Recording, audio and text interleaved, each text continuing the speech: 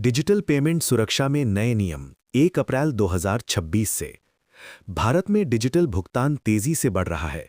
लोग आजकल mobile app और इंटरनेट बैंकिंग के माध्यम से आसानी से पैसे भेजते और प्राप्त करते हैं। इसी कारण ऑनलाइन धोखाधड़ी फ्रॉड के मामलों में भी बढ़ोतरी देखी गई है।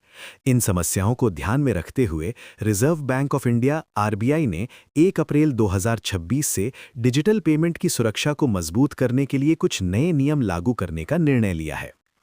सबसे महत्वपूर्ण बदलाव स्ट्रॉन्ग ऑथेंटिकेशन सिस्टम का है। पहले कई ऑनलाइन ट्रांजैक्शन केवल ओटीपी या यूपीआई पिन से पूरे हो जाते थे, लेकिन अब सुरक्षा को और मजबूत करने के लिए 2 या उससे अधिक चरणों में पहचान की प्रक्रिया अपनाई जा सकती है। इसे 2 फैक्टर ऑथेंटिकेशन भी कहा जाता है। उदाहरण के लिए, किसी ट्रांजैक्शन के समय पहले यूपीआई पिन या पासवर्ड डालना होगा और उसके बाद ओटीपी, फिंगरप्रिंट या फेस वेरिफिकेशन जैसी अतिरिक्त पुष्टि भी करनी पड़ सकती है। ये नया सिस्टम विशेष रूप से डिजिटल पेमेंट प्लेटफॉर्म जैसे गूगल पे, फोन पे, पेटीएम और अन्य इंटरनेट बैंकिंग सेवाओं पर लागू हो सकता है।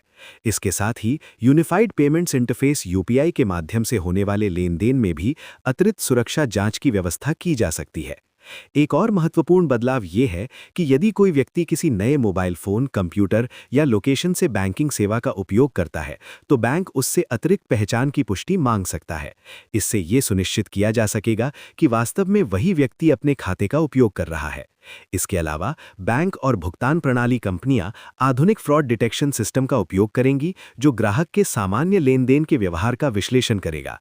यदि किसी ट्रांजैक्शन में असामान्य गतिविधि दिखाई देती है, जैसे अचानक बहुत बड़ी राशि का ट्रांसफर या किसी अनजान स्थान से लॉगिन, तो सिस्टम उस ट्रांजैक्शन को अस्थायी रूप से रोक सकता है या अतिरिक्त सत्यापन की मांग कर सकता है।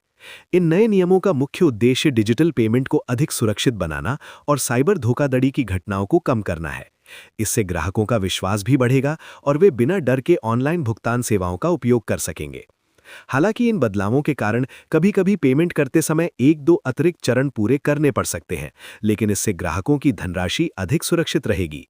इस प्रकार 1 अप्रैल 2026 से लागू होने वाले ये नए सुरक्षा नियम भारत की डिजिटल बैंकिंग प्रणाली को और अधिक मजबूत, सुरक्षित और भरोसेमंद बनाने की दिशा में एक महत्वपूर्ण कदम साबित होंगे।